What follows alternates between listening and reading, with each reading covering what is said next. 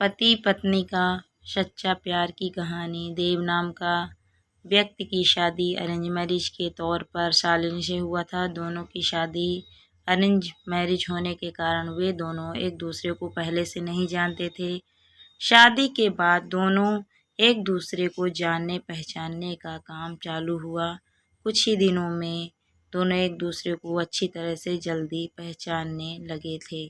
जब दोनों में अच्छी तरह से पहचान हुआ, दोनों एक दूसरे को समझने लगे थे, तो देव को लग रहा था कि उसे एक बेहतर ही पत्नी मिली है, क्योंकि उसे पूरी तरह से समझने के बाद उसे समझ में आ गया था कि लव मैरिज करना कोई ज़रूरी नहीं, अरेंज मैरिज में भी अच्छी पत्नी मिल जाती है। दोनों की नई नई शादी हुई थी, इसी कारण से दोनों एक दूसरे को अच्छी तरह से समय देते थे। उसके बाद दोनों एक दूसरे के काम में हाथ बटाया करते थे। पति पत्नी दोनों में खूब ज़्यादा प्यार होने लगा था। अब उसकी पत्नी भी देव को समझ गई थी और उसे किसी भी प्रकार का कोई काम या किसी भी प्रकार की कोई सामान ज़रूरत पड़ने से पहले ही उसकी पत्नी उसे के सामने हाजिर कर देती थी। एक दिन देव अपने दोस्त को सूरज को अपने घर दावत पर बुलाया था। देव और शालिनी के प्यार को देखकर सूरज बोल उठा, तुमने तो अरेंज मैरिज की है, लेकिन तुम्हारी पत्नी बहुत अच्छी है, तुम्हारा बहुत ज़्यादा ख्याल रखती है और तुम दोनों भी अच्छी तरह से अपना काम कर रहे हो। तुम्हारी पत्नी तो बहुत ज़्यादा खूबसूरत है और हर काम में तुम्हारी बहुत ज़्यादा ध्यान रखती है। तुम बहुत ज़्यादा खुशकिस्मत होगे, तुम्हें अरेंज मैरिज होने के बावजूद भी तुम्हें इतनी अच्छी पत्नी मिली। एक दिन देव अपनी पत्नी से कहता है कि तुम जाकर तैयार हो जाओ, हम लोग कहीं घूमने जाने वाले हैं। हम लोग की शादी को इतने दिन हो गया है और बहुत सारे काम होने के कारण हमें टाइम भी नहीं मिला घूमने के लिए। चलो वहाँ आज हम लोग घूमने के लिए कहीं चलते हैं। इतना सुनकर पत्नी ने कहा कि आपने बिल्कुल अच्छा कहा है जी, बहुत दिनों से हम लोग कहीं घूमने नहीं गए हैं, अच्छा हुआ आज आपने बोल दिया। हम लोगों का मन नहीं लग रहा था, चलो कहीं घूम कर आते हैं।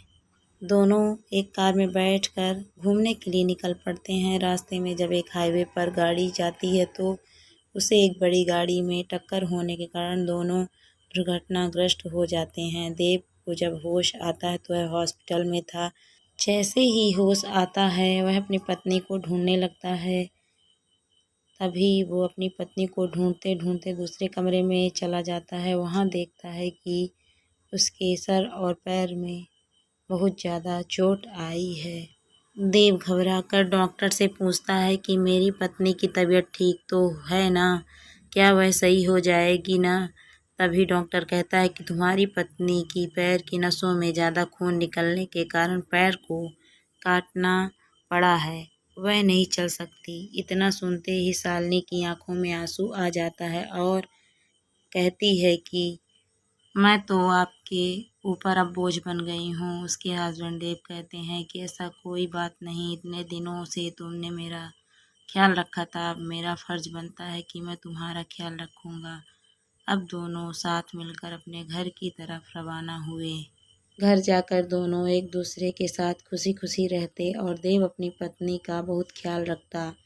कुछ समय के लिए देव जॉब में ना जाकर घर से ही काम करता और अपनी पत्नी की मदद करता।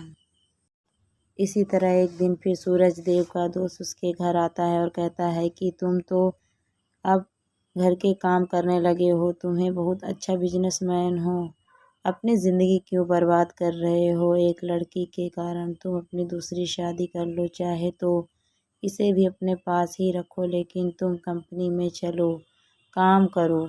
इसके बाद देव कहता है कि मेरी पत्नी से बढ़कर मेरी ज़िंदगी में कुछ भी नहीं है, मैं उसकी देखभाल हमेशा करूँगा और करता ही रहूँगा, क्योंकि हमेशा से ही मुझसे प्रेम करती थी और हमेशा से ही हम लोग पति पत्नी आपस में प्रेम करते रहेंगे।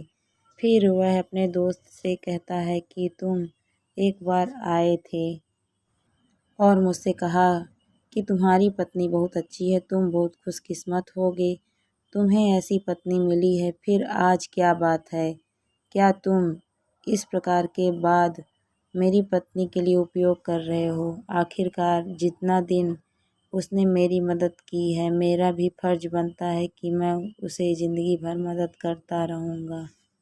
इतना सुनते ही पीछे से उसकी पत्नी भगवान से प्रार्थना करती रहती है कि भगवान, आपने मुझे इतना अच्छा पति दिया कि मैं इसका शुक्रिया कैसे अदा करूँगी, और वह सदा के लिए एक दूसरे से प्रेम करते रहें और अपनी ज़िंदगी को आगे बनाते रहें। इसीलिए मेरा मानना है कि पत्नी चाहे जैसी भी हो, उसे कभी नहीं छोड़ना चाहिए, और पत्नी को कोई तकलीफ़ होती है तो उसका साथ देना चाहिए, ना कि उसका साथ छोड़ना चाहिए। दोस्तों, आपको ये स्टोरी कैसी लगी कमेंट में ज़रूर बताइए। अगर वीडियो अच्छी लगी है तो वीडियो को लाइक ज़रूर करें। Thank you for watching my video.